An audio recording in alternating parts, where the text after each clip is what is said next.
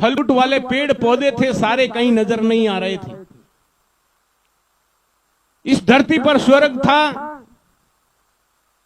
जहां भी जाते थे पेड़ पौधे, झाड़, वनस्पति, इतनी सारी जड़ी बूटियां पैदा होती थी कि इंसान अपनी पूरी जिंदगी में भी नहीं खा सकता था। इतनी तरह की चीजें इसके ऊपर पैदा होती थी कि वो पूरा जिंदगी जिए जब तक उसकी एक एक चीज का टेस्ट नहीं कर सकता था। कहां लुप्त हो गई सारी चीजें, कहां चला गया ये? क्या कारण हुआ इसके पीछे, क्या राज है? नहीं समझा है कभी आपने? तो पहले अपने आप को समझिए। उस मालिक ने एक ही योनि बनाई है इंसान की। उसने न तो हिंदू बनाया, न मुसलमान बनाया, न ईसाई बनाया। जातियां और भेदभाव बीच में इंसान और इंसानों ने ही डाले हैं। डाले नहीं बल्कि डलवाए गए हैं, जबरदस्ती उनके ऊपर थोपे गए हैं।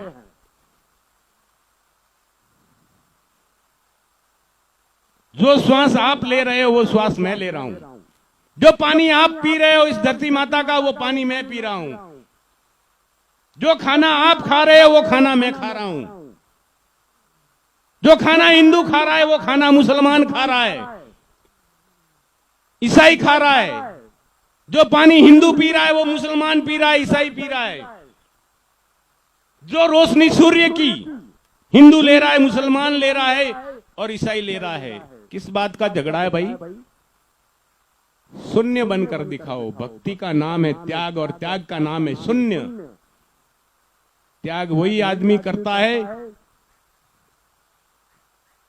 जो त्याग करना जानता है। भक्त वही कहलाता है जो त्याग करता है, संसार की खातिर त्याग करता है और संसार को समझाने की राह बताता है और संसार को सत्य के मार्ग पर चलने की राह बताता है। वही इस दुनिया के अंदर भक्त कहलाता है। आगे आगे भी इस दुनिया के अंदर, इस दुनिया को उबारने के लिए कई भक्त पैदा हुए हैं। रामचंद्र जी, कृष्ण जी, नरसिंह जी, गुरु नानक जी और भी कई सैकड़ों देवी देवताएं ऐसे संसार को उबारने के लिए पैदा हुए। वो अमर नहीं है, अमर नहीं है, नाम अमर है उनका। और नाम भी अमर इसलिए है कि संसार जिंदा है तब तक उनका नाम लेता है। अगर संसार आज नष्ट हो जाए तो उनका भी नाम लेने वाला पीछे कोई नहीं बच पाएगा। उनका नाम इसलिए अमर है कि उन्होंने सृष्टि के साथ में, संसार के साथ में, जीवों के साथ में, पेड़ पौधों के साथ में नेकी और न्याय किया है। वही नेकी न्याय आज आपको पकड़नी है। जुल्म जो हो रहा है दुनिया में, उसको आपको एक दिल होकर रोकना है। जो सृष्टि के खिलाफ है, जो दुनिया में हो रहा है, उसको आपको रोकना है। दूसरी बात, अब मैं आपको दूसरा मालिक बताता हूं, जो बिगाड़ने वाला मालिक है, जो आपका नुकसान कर रहा है और वो आंखों के सामने कर रहा है और साथी ठोक के कर रहा है, आपको बोल के कर रहा है कि मैं ऐसा करने वाला हूं। वो कह रहा है, नुकसान करने वाले मालिक के बारे में भी बताऊंगा आपको। जिसने रचना रची है वो हमारा नुकसान नहीं करता। आप यहां इतने बैठे हो, किसी के भी दिमाग में ये ख्याल है कि मैं मेरे बच्चे का बुरा करूं? आप अपने बच्चे को बुरा कर सकते हो? नहीं कर सकते। तो जिसने ये बगीचा बनाया है वो कभी अपन सोच भी सकते वो हमारा बुरा करेगा? कर भी नहीं सकता वो। अब बुरा करने वाला मालिक कहां बैठा है बताऊं आपको? किताबें तो बहुत सारी पढ़ी होगी आपने। गीता भी पढ़ी होगी, भागवत भी पढ़ी होगी, वेद भी पढ़े होंगे, कुरान भी पढ़ी होगी, बाइबल भी पढ़ी होगी और दुनिया में बहुत सारी किताबें चलती हैं। लेकिन किसी किसी ने गरुड़ पुराण भी पढ़ी होगी, जिसमें 84 लाख कुंडियों का हवाला दिया हुआ। भाई, बुरे कर्म करोगे सीधे यमराज के पास नरक में जाओगे, और वहां पर सजा भुगतनी पड़ेगी। बोलो ये बात दुनिया में चलती है कि नहीं है? चलती है कि नहीं चलती? चल रही है ना? तो इसका मतलब दूसरा मालिक हमको सजा देने वाला कहीं ना कहीं बैठा है, और वो इंसान के रूप में है।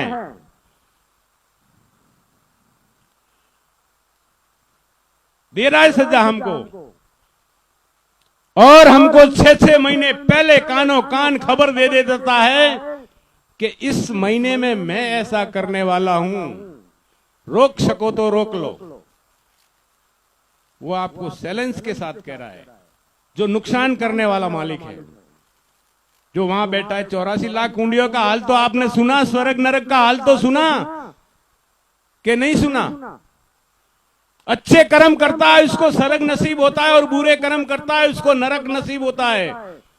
तो भाई ऐसा वो कौन सा मालिक है जो स्वर्ग में भी डालता है और नरक में भी डालता है? वो कौन सा है बताओ?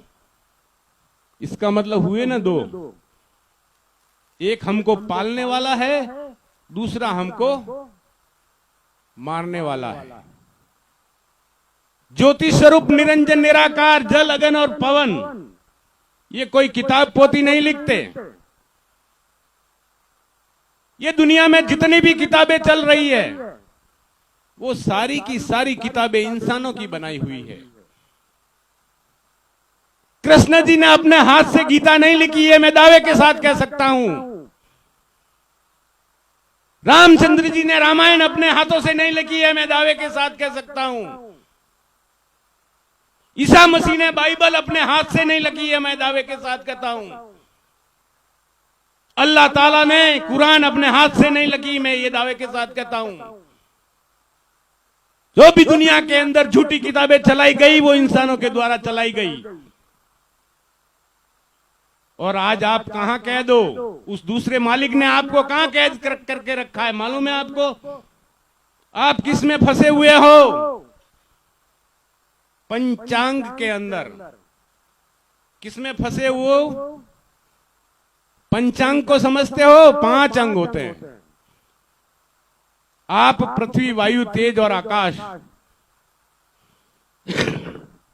आप, पृथ्वी, वायु, तेज और आकाश, इसके अंदर पूरा ब्रह्मांड आ जाता है। क्या आता है? पूरा ब्रह्मांड। और वहां पर नरक पर बैठा हुआ वो जिसको तुम मालिक समझ रहे हो, उसको आपको इसमें कैद करके रखा है।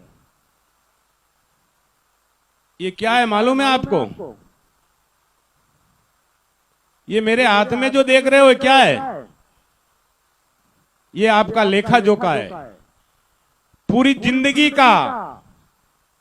आपके साथ में क्या क्या घटना होगी, आपको क्या तकलीफ पड़ेगी, आप क्या बन पाओगे, नहीं बन पाओगे, कच्ची उम्र में मरोगे या पूरी उम्र पाके मरोगे, कितने साल की आपकी उम्र होगी, ये लिख के आपको 12 महीने पहले पकड़ा देता है हाथ में। और पूरे संसार को उसने 12 राशि में कैद करके रखा है। मालूम है आपको? किस में कैद हो आप? राशि में कैद हो।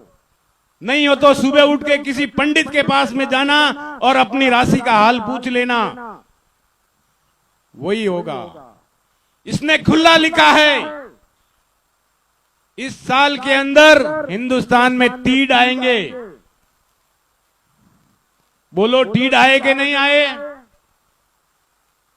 राजस्थान में नुकसान किया कि नहीं किया?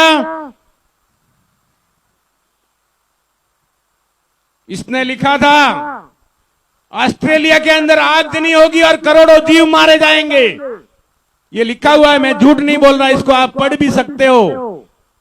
इसने खुला लिखा है और ये 6 महीने पहले मेरे पास आ गया है। और इस साल का पूरा हाल लिखा हुआ है, आगे क्या क्या होने वाला है। ऑस्ट्रेलिया के अंदर 7 साल से अकाल पड़ा हुआ है, पानी की एक बूंद नहीं है।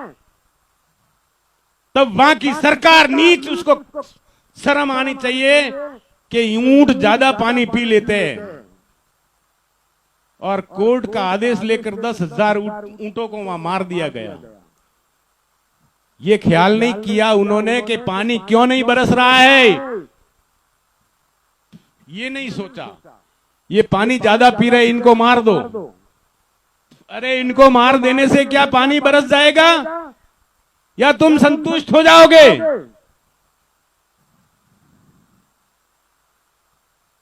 ये हमारी आंखों के सामने हुआ और इसने लिखा, ये किसी मालिक ने नहीं लिखा। ये तुम्हारे उस मालिक ने जो नरक स्वर्ग में बैठा है उसने लिखा है। ये उसकी देन है, उसकी सजा भुगत रहे हो तुम। परमेश्वर तो रहम दिल है और सब पूरी सृष्टि पर वो दया करता है। जब बारिश होती है तो हर जीवाजुन खुशी से लहला उठती है, मालूम है आपको, और पूरी धरती हरे रंग की चादर ओढ़ लेती है अपने आप। क्या बीज बोने आप जाते हो पहाड़ी पे, ऑटोमेटिक ही उगता है कि नहीं उगता? पेड़ पौधे क्या पहाड़ी पर आपने सोपे थे या आपने उगाए थे? नहीं, ये मालिक की कुदरत है और उसकी रचना है और उसका बीजक का विस्तार हो रहा है। लेकिन ये दुष्ट है, इस दुष्ट को पकड़ना है। कोरोना वायरस का इसमें खुला लिखा हुआ है कि चाइना के अंदर एक भयंकर ऐसी बीमारी फैलेगी जो हिंदुस्तान तक पहुंचेगी, पाकिस्तान आधे विश्व में पहुंचेगी। वो अभी तक तो आपको मालूम है क्या किया है चाइना वालों ने? कोर्ट से परमिशन ली और जितने भी लोग मांसाहार ये करते थे, मुर्गी, ये कितने भी जीव है जैसे सुअर, इतने, मैं आपको ये वीडियो दिखा दूं आपकी आंखों में आंसू आ जाएंगे। इतने जीवों को गड्ढा खोद खोद करके पेट्रोल डाल डाल करके उनको जलाया और मारा गया है। कहां की इंसानियत है तुम्हारे अंदर? कहां गई तुम्हारी मालिक की रोशनी? दुख देने वाला, और मैं बार बार कूक रहा हूं कि ये चैलेंज के साथ आपको छाती ठोक के कह रहा है कि मैं ऐसा करने वाला हूं, मुझे रोक सको तो रोक लो, फिर भी तुम एक दिल नहीं हो रहे हो। तुम पूरी तरह से 12 राशि में कैद हो और इसकी मर्जी के बिना तुम्हारा एक पत्ता भी नहीं हिलता है और ये बनियों के पाप की कुदरत चल रही है। आज दुनिया के अंदर क्या चल रहा है?